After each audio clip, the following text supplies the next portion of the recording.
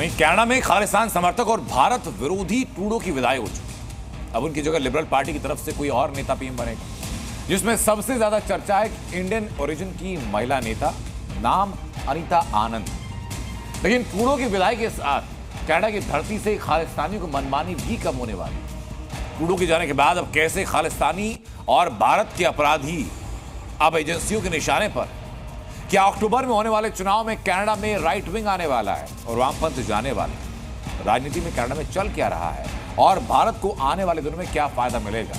हर equation देखिए सिर्फ। Canada से ट्रूडो का खेल खत्म, अब खालिस्तानियों की बारी। भारत के कड़े विरोध और ट्रंप की धमकियों के बाद लगातार कनाडा के प्रधानमंत्री जस्टिन ट्रूडो की किरकिरी हो रही थी, जिससे पॉलिटिकल ग्राउंड और पॉपुलैरिटी खत्म होता देख ट्रूडो को इस्तीफा देना पड़ा। और अब कनाडा में राइट विंग की एंट्री हो सकती है, या कहें कि भारतवंशी को कनाडा की कमान मिल सकती है। इस लिस्ट में लिबरल पार्टी की तरफ से सबसे ऊपर अनीता आनंद का नाम है। अनीता फिलहाल कनाडा के ट्रांसपोर्ट और आंतरिक व्यापार मंत्री हैं।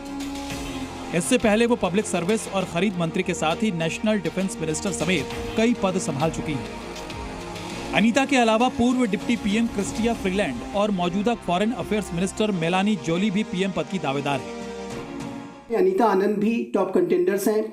यदि अनीता आनंद कनाडा की नई प्रधानमंत्री बनती हैं तो जाहिर है कि ये इंडियन कैनेडियन कम्युनिटी के लिए एक बड़ी उपलब्धि होगी। और भारत और कनाडा के संबंध जस्टिन ट्रूडो के कार्यकाल के दौरान जिस तरीके से तनावग्रस्त हो गए थे, जस्टिन ट्रूडो की अपरिपक्व अवसरवादी और सत्ता लोलुप राजनीति की वजह से जिस तरीके से भारत और कनाडा के संबंधों में एक गहरा तनाव आ गया था, ऐसी आशा करनी चाहिए कि नए कनाडा के प्रधानमंत्री के नेतृत्व में ये जो गिरावट आई है उसमें सुधार होगा। दरअसल बार बार खालिस्तानियों के सहारे वोट बैंक की राजनीति करने वाले ट्रूडो अब बैकफुट पर हैं। अब उनके पास ना ही खालिस्तानियों का समर्थन है और ना ही पीएम की कुर्सी।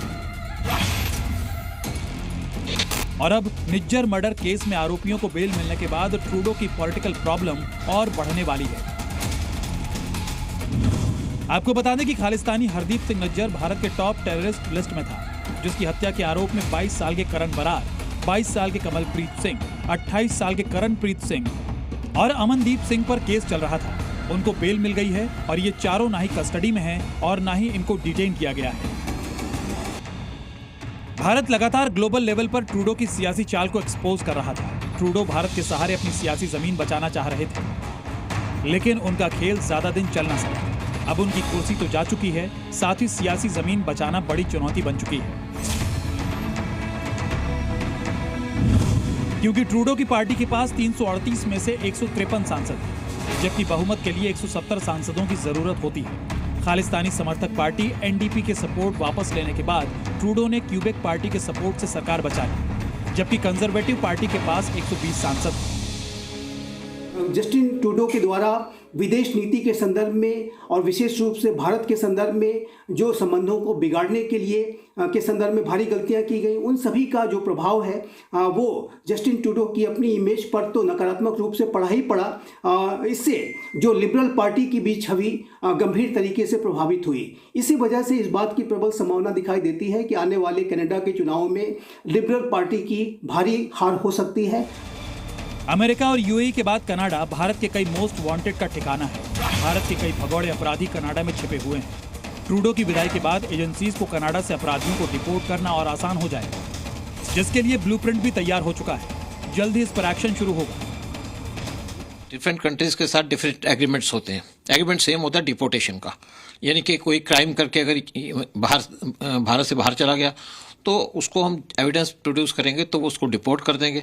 इसी तरीके से जो बाहर के लोग क्राइम करके इंडिया में छुप जाते हैं उनको डिपोर्ट करेंगे। ये दोनों कंट्रीज के आपस में प्यार से समझ से काम होता है। कनाडा में अक्टूबर में चुनाव होंगे। राइट विंग के दबाव में ट्रूडो के इस्तीफे के बाद लिबरल पार्टी कमजोर है। अब कनाडा की पॉलिटिक्स में राइट विंग हावी है। ट्रूडो की ट्रोलिंग के बाद राइट विंग कंजर्वेटिव पार्टी को ट्रंप का भी समर्थन मिल सकता है, जिससे अब ये कयास लगाए जा रहे हैं कि आने वाले कुछ महीनों में कनाडा की धरती से वामपंथ और ट्रूडो की विदाई तय है, जिसके बाद खालिस्तानियों और भारत विरोधियों पर एक्शन तेज हो सकता है। दिल्ली से प्रमोद शर्मा के साथ ब्यूरो रिपोर्ट, जी मीडिया।